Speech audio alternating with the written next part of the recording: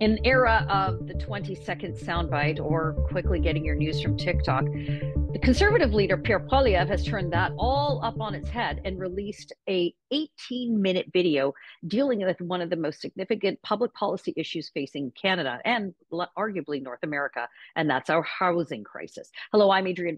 With me is Warren Kinsella. So in previous incarnations of both of our lives, you and I were political staffers that were in the communications field, helping our respective politicians, prepare and write speeches and really push their message in a communications form in the very traditional way. And I say about the quick sound bites now, Warren, because that seems to be the generation in which we're in. But Polyev really turned that on its head. He's having a conversation with Canadians that he wants to have, not the one Trudeau is trying to make them have. And I'm wondering what your perspective is on this 18-minute video that's been now viewed by millions of people. Yeah, and you're bang on. I confess, I've done attack ads for political parties over the years.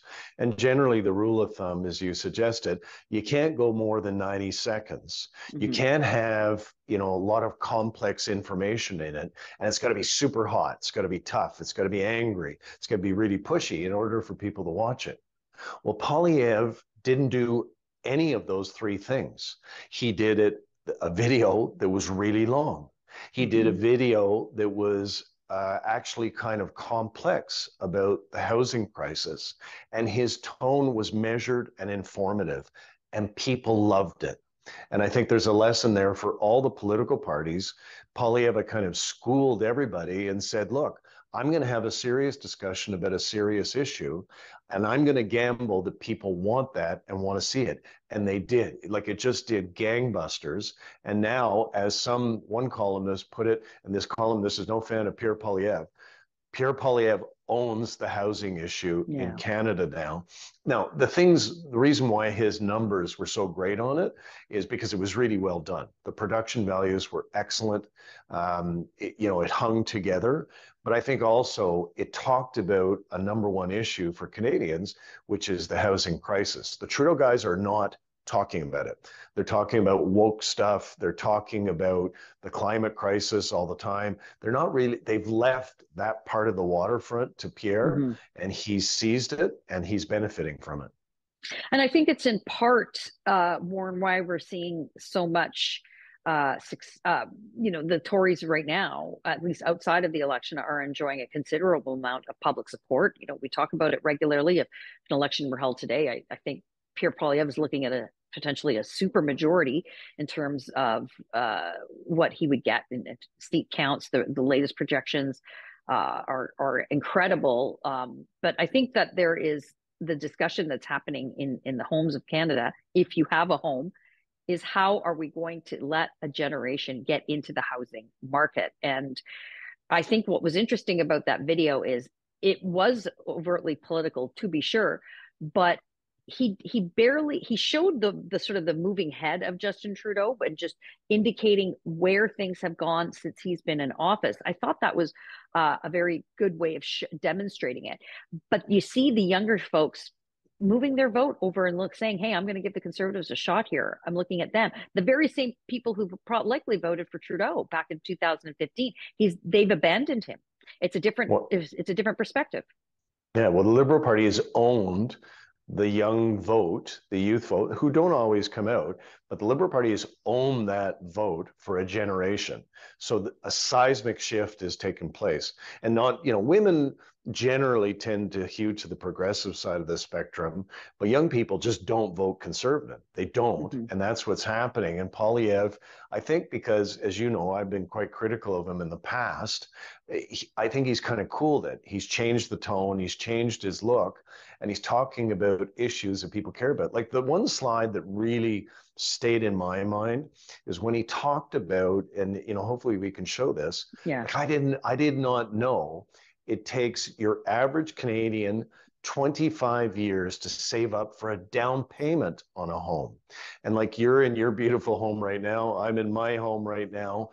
And like, young people in this country who are working hard and they're going to school like their parents tell them to, they just can't make it 25 years before they can own their own home, which is something that you and I and our generation accepted was, part of a right of citizenship. So Poilievre has tapped into that, and he's speaking to those kids, and they are responding in a way that has never happened before in Canadian politics.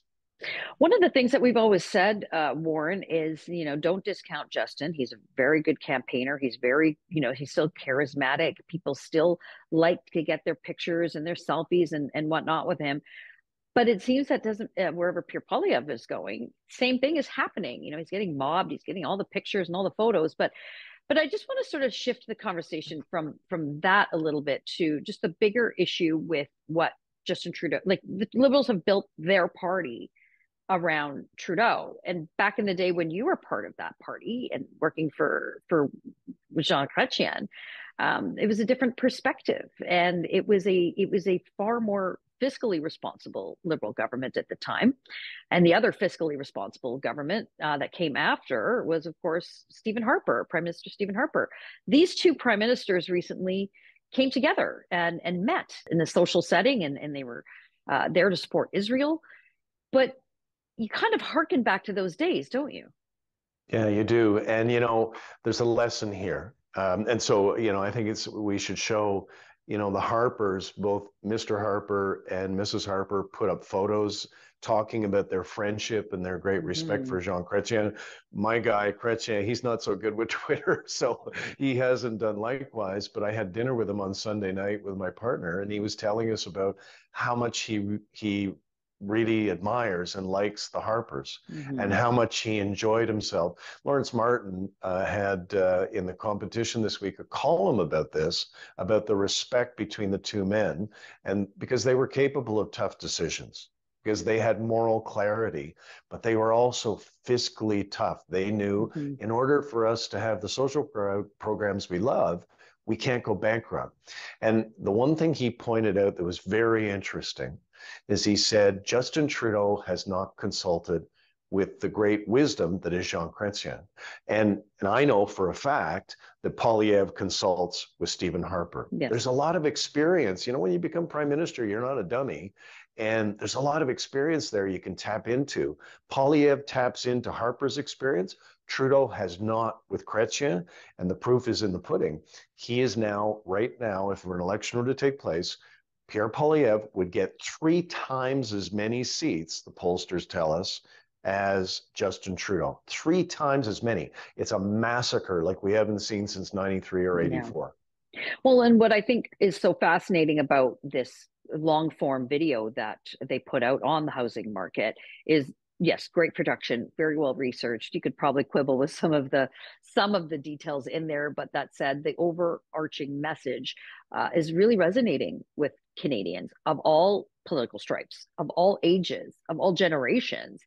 But Trudeau has really not been able to fulfill any of those commitments to Canadians. We'll probably see a scramble towards the next election, some promises made about housing. You saw something recently about taking the tax off of some of those new builds and things like that. But it just seems a little bit too little, too late, Warren. So last word on this: does another long policy conversation, that type of issue that's facing our country, do the NDP and Liberals try to emulate that? Do they try to mimic it, or does Poilievre now just have that market cornered?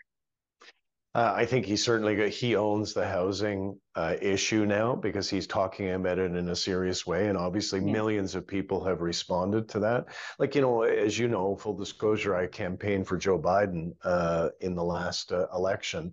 When I was going door to door for him in the United States, we had people who were saying to me, I don't want to hear about how you dislike Donald Trump. We know you disliked him. What are you going to do? Tell me what you're going to do.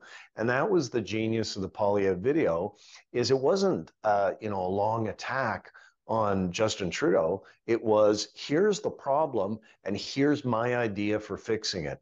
That's what it's all about. That's what politics is all about, is saying, here we got a problem, and here's how I think we can address it. And it worked. People responded to that. We need more of that in our politics, Yeah. particularly at this time. And, hats off to Pierre Poilievre for doing what, Canadians want him to do. Well, let us know what you think in the comments below. And don't forget to subscribe to our YouTube channel. Go to thetorontosun.com and you can read commentary on stories like this and others you will not find anywhere else.